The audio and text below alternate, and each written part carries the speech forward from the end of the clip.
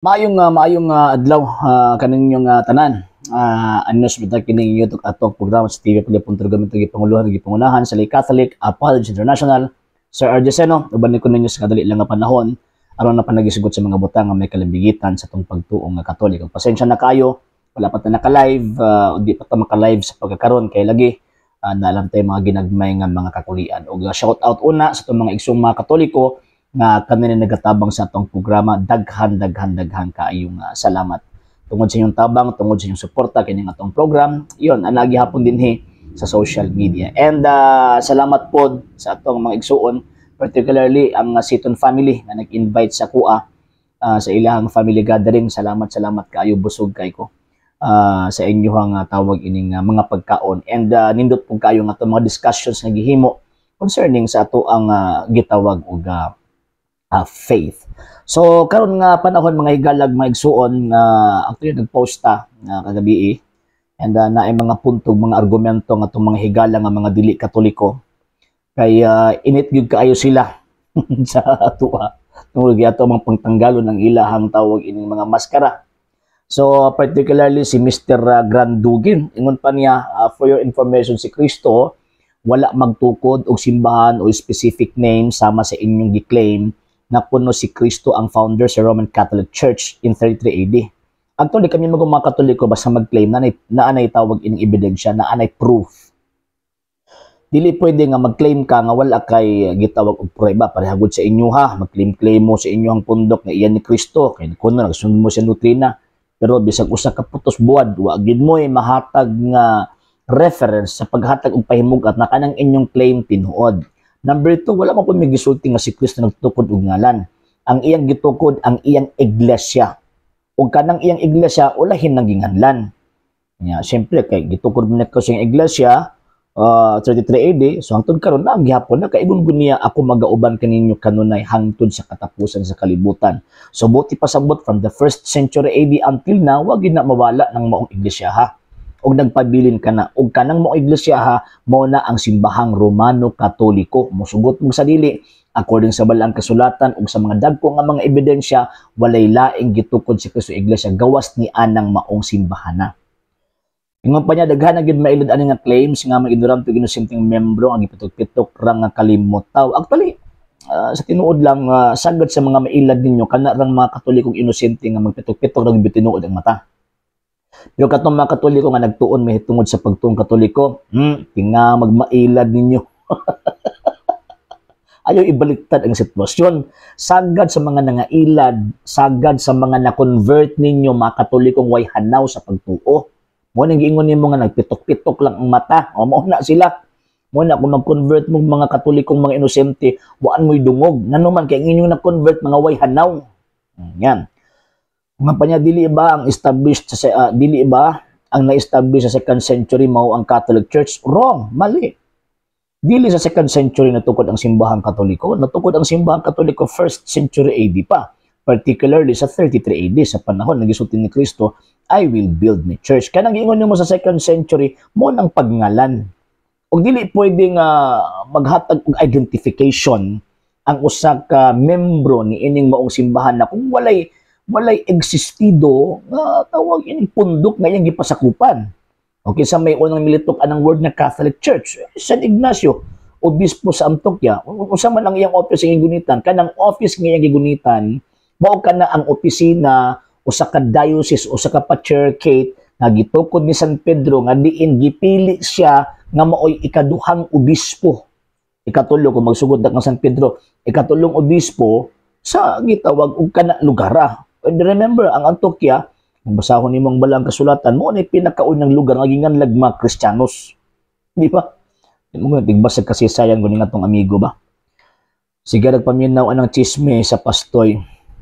Ingon pa niya, nabulabog lamang kini sa dihang misulod sa sin si pagan Roman Emperor Constantine na kuno converted Christian. Actually, kung tanawon gini mo, converted Christian magyud si Emperor Constantino. And sa pagsulod ni Emperor Constantino, gitawag na siya sa mga historians og the triumph of Christianity.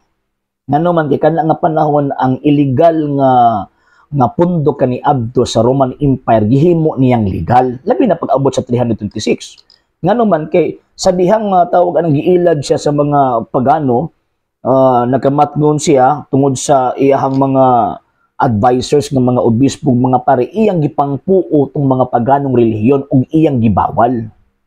Although wala man siya nag-declare nga ang simbahang Katoliko mao ang state religion, pero anong panahon na iyang gi-abolish.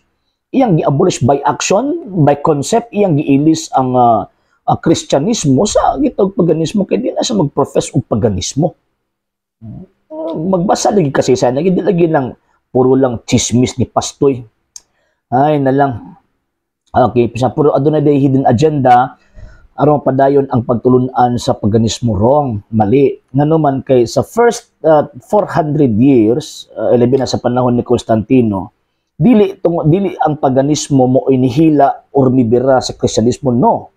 Ang Kristyanismo mo inihila or maoy tawag ining miguyod, maoy tawag ining nag-convert sa mga pagano. Kining imuhang kuan baliktad man eh. Baliktad man ni nga kuan. Baliktad man ni nga history magini, di magini history kaya sa history ang pagan world na convert into Christianity. Dili kay ang Christianity na himong pagano. To make the story short, na nabahin ang Catholic Church into two. Separate ang Eastern Orthodox Church sa West ug na-establish ang Roman Catholic Church sa tuig 1850. Wrong. Mali. Nga naman, na ay tawag anang pagbulag-bulag sa mga Eastern churches kaniadto after the First Council of Nicaea. Pero katong nga mga sekta, gitawag to silang mga Arians, mga Nestorians, katong nga mga sektas. Dili ito tawag anang mingunta mga main pundok sa Eastern Orthodox or Western Orthodox. Remember, kung mingunta og Orthodox Church duha na Western and Eastern Orthodox Church. The Western Orthodox Church mo ang Latin Church or the Church of the West that refers to the Roman Catholic Church. And also, the Church of the East mo mga Eastern churches. Pero for the first 1,000 years, one Catholic Church na. Na official nga nibulag ang Eastern Orthodox ni atong 1054 from the supremacy of the West. Dili kay mingon ka nga diha pa natukod ang 1850 kasi may gibulagan sa Eastern churches sa 1054 kung mo pa'y pagkatukod sa 1850 ang tawag ng simbahang Katoliko. Pagbasa lagi history lagi, ayan ang puro lang kachismis ng imong pastoy. Magkatawa ang katong mga taong edukado, mga taong nakabasa sa gitawag ug kasaysayan, magkatawag yun sa inyong argumento, magkatawa. Nya unsa do ko ni basis niya?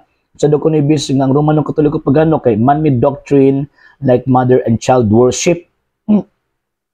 Mo din na day man may doctrine din na masimbahon si Kristo. Taga ang pagtahod ang iyang mama.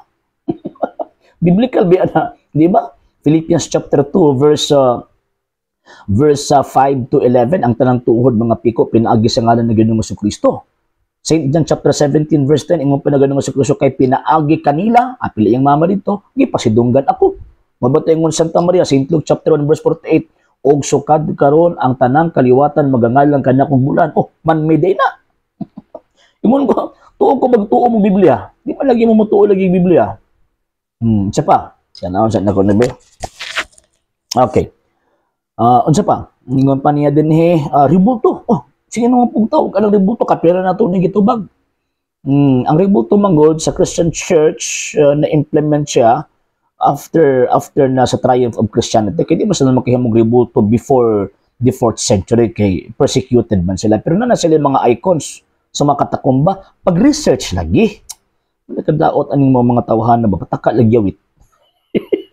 Unsa pa? Rosario, kabalo ba ka nga ang tawag ining Rosario, Mr. Mr. Grand Drugin nga kining maong Rosario, mao kana ang pag-ampo gigamit ang Biblia.